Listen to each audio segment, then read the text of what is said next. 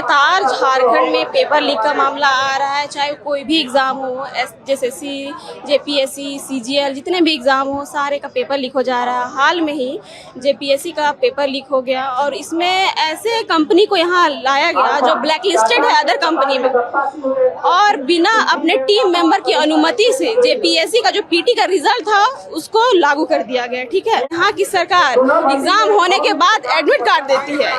इसी को लेके कि लगातार झारखंड की जो शिक्षा व्यवस्था है उसकी नैया डूब चुकी है। इस कारण से जो छात्र है वो सरकार से फ्रस्ट्रेटेड हो चुके हैं, अपने फ्यूचर के लिए वो चिंतित है कि उनका भविष्य इस प्रकार से डूब चुका है कि उन्हें मजबूर हो गए हैं वो लोग यहाँ बैठने के लिए, क्योंकि सरकार उनके मुद्दों को नजरअंदाज कर रही है। केंद्र में जो नीट पेपर लीक हुआ वहाँ छात्र जंतर मंतर में प्रदर्शन किए, प्रोटेस्ट किए, सरकार से अकाउंटेबिलिटी मांगे।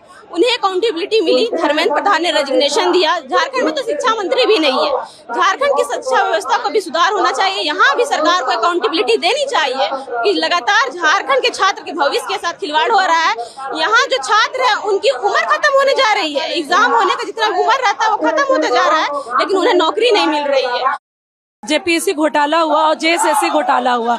आप देखेंगे जेपीएससी में ओएमआर जब वायरल हुआ तब सरकार ने इसको संज्ञान में लिया। उसके बाद जेपीएससी अध्यक्ष का आपने देखा होगा उन्होंने इस्तीफा दे दिया। तो इस्तीफा दे देने से आपकी अकाउंटेबिलिटी सुनिश्चित नहीं होगी। आपको अकाउंटेबल होना होगा, सिस्टम में पारदर्शिता लानी पड़ेगी। अब नहीं चलेगा झारखंड में। क्यों? क्योंकि अब सारे झारखंड के छात्र जागरूक हो गए हैं। जेपीएससी का, जेएसएससी का आप इतिहास देखेंगे सर, तो जब से झारखंड बनेगा उसका काला चिट्ठा अभी तक खत्म ही नहीं हुआ, उसका ग्रहण अभी भी है। इसलिए हम सब अब सारे छात्र एकजुट हो गए हैं और आंदोलन कर रहे हैं। हमारा सत्याग्रह चलते रहेगा। सरकार जल्द से जल्द हमारी मांग को सुनिश्चित करे जो कि छात्रों के हित में हो। हमारा जो भी डिमांड है वो जेन्युइन है। सरकार को हमारी बात को माननी पड़ेगी। जेपीएससी, जेएसएससी, इवन झारखंड में जितने एग्जाम होते हैं सर, ग्रुप डी से ग्रुप बी तक, सब में घोटाला होता है। सिस्टम इतना अंदर से खराब हो चुका है कि हम लोग क्या बताएं। सारे छात्र यहाँ पे परेशान है।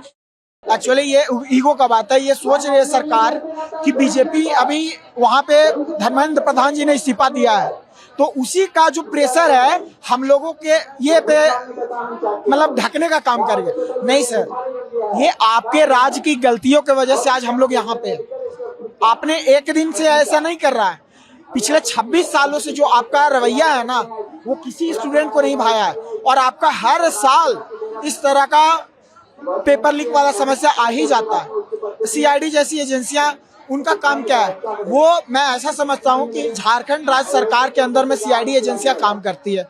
ये राज्य सरकार के व्यवस्थाओं के अंदर लिमिटेशन है उनकी, तो वो अपना बातचीत करके और जो मैटर उभारना था उभार चुकी हैं। अब सीबीआई जांच हो, ईडी जैसे एजेंसियों से जांच हो ताकि हम लोगों के जो भी लूपहोल्स है उस पर प्रॉपर रूप से एक्शन लिया जाए और उसको रिफॉर्म करके शिक्षा प्रणाली व्यवस्था को ढंग से सही से लागू किया जाए ताकि हम लोग फेयर तरीके से एग्जाम को रिक्रूट करके और हम लोग एग्जाम पास कर करके हम लोगों का जो हक है वो हम लोगों तक पहुंच पाए।